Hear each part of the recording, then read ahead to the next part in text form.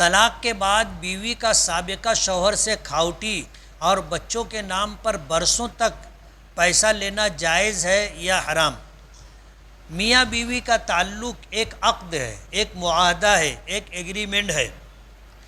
جب تک نکاح رہے گا شوہر بیوی کے سارے خرچوں کا ذمہ دار ہے، اور جب یہ ایگریمنٹ باقی نہیں رہا، طلاق کے ذریعے یہ معاملہ ختم ہو گیا، تو اب بیوی کا عدت تک تو اپنے شوہر سے خرچہ لینا جائز ہے، درست ہے، اور شریعت نے یہ نفقہ مقرر کیا ہے۔ وجہ اس کی یہ ہے کہ عدت گزرنے تک یہ عورت کسی دوسرے مرد سے نکاح نہیں کر سکتی۔ تمہارے نکاح کی وجہ سے شریعت نے اس کو روک رکھا ہے،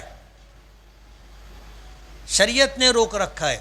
تو جب تک عدت پوری نہیں ہو جاتی اس کا خرچہ شوہر کے ذمے ہے، لیکن جب عدت پوری ہو گئی تو اب اس کے بعد شوہر اپنا خرچہ شوہر سے نہیں لے سکتی،